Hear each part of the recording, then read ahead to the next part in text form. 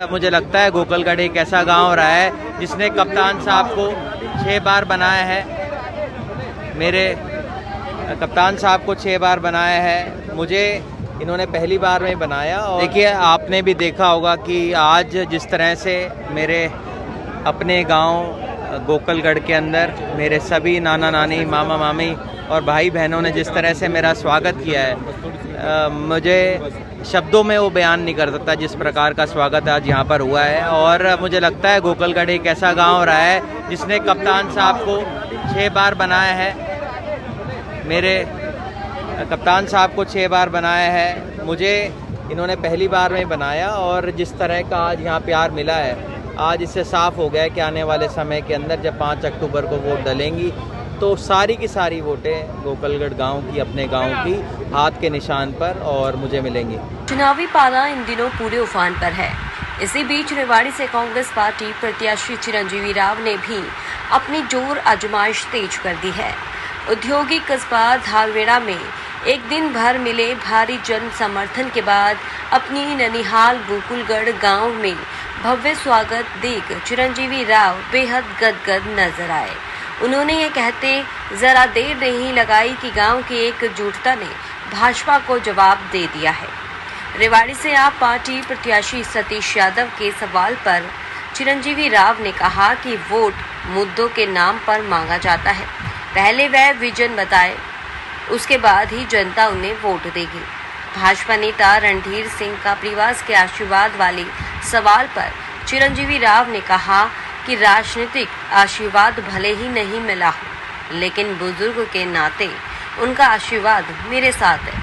और वैसे भी कापड़ीवास में किसी को साथ नहीं देने वाला बयान देकर मुझे अपना आशीर्वाद दे दिया है। भाजपा पर प्रहार करते हुए चिरंजीवी राव ने कहा कि बीजेपी इन दिनों गृह कलेश की शिकार है। ऐसे में भाजपा प्रदेश में 10 का आंकड़ा भी नहीं छू पाएगी और जनता उन्हें करारा जवाब देगी। बहुत अच्छा,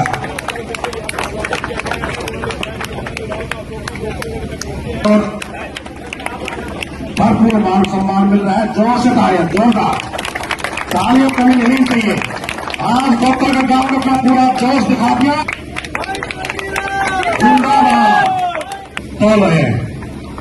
बिल्लू सरपंच गोकलगढ़ रामेश्वर दाल आए और वो अपने विचार रखे।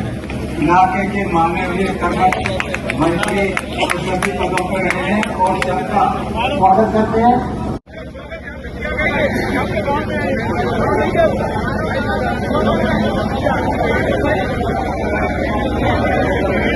ग्राम पंचायत गोकलगढ़ तरफ से कप्तान साहब का पगड़ी पहना जाएगा। ग्राम पंचायत गोकलगढ़ की तरफ से पगड़ी पहनाकर माननीय कप्तान साहब का स्वागत करेंगे। गांव की तरफ से कप्तान साहब का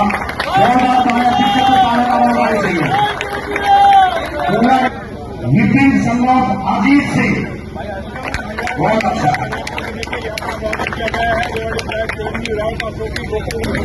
और जोर से तालियों कमी नहीं चाहिए। आज गोकलगढ़ गांव में जिंदाबाद।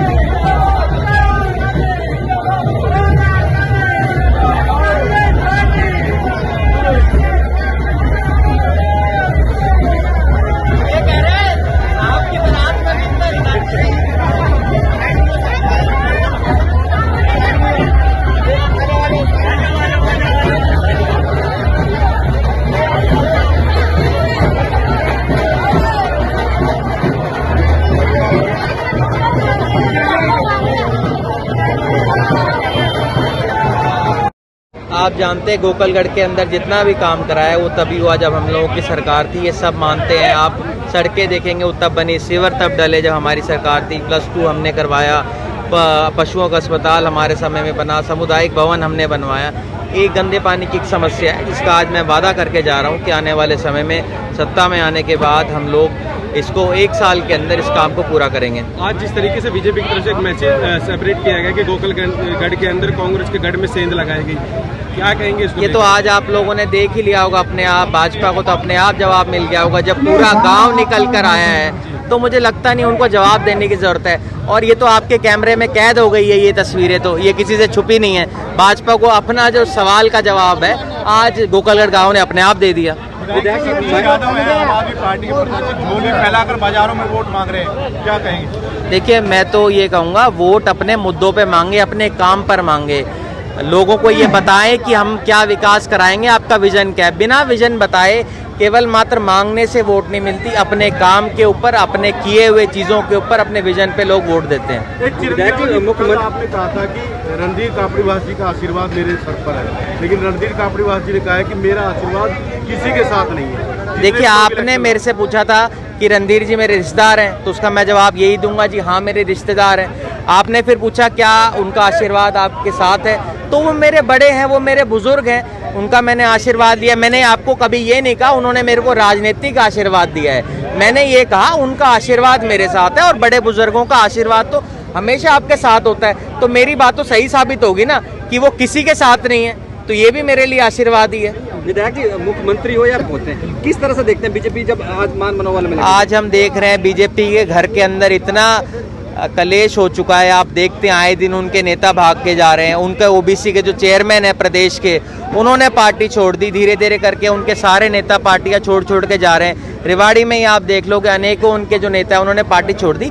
बीजेपी का घर जो है वो पूरी तरह से बिखर गया है। आने वाले समय में आप देखिएगा कि वो 10 का आंकड़ा भी प्रदेश में नहीं पकड़ पाएंगे। एक सैनिक कार्ड खेला गया था, मुख्यमंत्री आज भारतीय सैनिक को नारनौल में बनाने पहुंचे, क्या वो अब कामयाब होता दिख रहा है कि इसमें भी डेंट लग गया है? देखिए, हर तरीके से इनको किसी का वोट नहीं मिलने वाला। सिर्फ ये ओबीसी जो वोट है उसको वोट के लिए इस्तेमाल करते हैं और सब लोग इस बात को समझ चुके हैं। आने वाले समय में आप देखिएगा इनको जनता जवाब देने का काम करेगी। आप अगर कोई काम कराते तो आपको उसके लिए कुछ मिलता। विधायक जी, आप भी राहुल गांधी जी की तरह संविधान साथ में रखने लग गए, थोड़ा सा इसके बारे में बता दीजिए। देखिए, आप सभी जानते हैं कि बीजेपी ने नारा दिया था, उनके नेताओं ने कहा था, उनके सांसदों ने कहा था कि अगर हमारी 400 से ज़्यादा सीटें आई तो हम संविधान को बदल देंगे। जो लोग ये बात करते हैं कि बाबा साहब के बनाए हुए संविधान को हम बदल देंगे, तो ऐसे लोगों को जवाब देने का काम हमारे पूरे देश ने किया था और आने वाले समय के अंदर भी हरियाणा उसको जवाब देगा। एक आज जो गृह मंत्री थे पूरा अनिल विज, उन्होंने कहा कि मैं भी मुख्यमंत्री का दावेदार हूं। इसी में एक और चीज जोड़ देते हैं, जैसे गृह मंत्री ने कहा और ऐसे रामविलास शर्मा आरती राव को मुख्यमंत्री बता रहे हैं, क्या कहेंगे कि लगातार तमाम मुख्यमंत्री निकल के आ गए? अब देखिए, अब ये इस बात का फैसला तो उनकी पार्टी का अंदरूनी है कि वो किसको मुख्यमंत्री बनाते हैं किसको नहीं। ये कभी तो कहते हैं कि इनके जो सैनी साहब हैं नायब सिंह जी, वो उनके मुख्यमंत्री के चेहरे होंगे, पर ये अपने आला कमान की बात ही नहीं मानते। जब इनके आला कमान खुद ये बात कहकर गई है कि नायब सिंह हमारे सीएम के चेहरे होंगे, तो ये शायद पार्टी का जो इनका हाई कमांड है उससे भी ऊपर है, जो खुद बताने लग रहे हैं कि हम सीएम होंगे।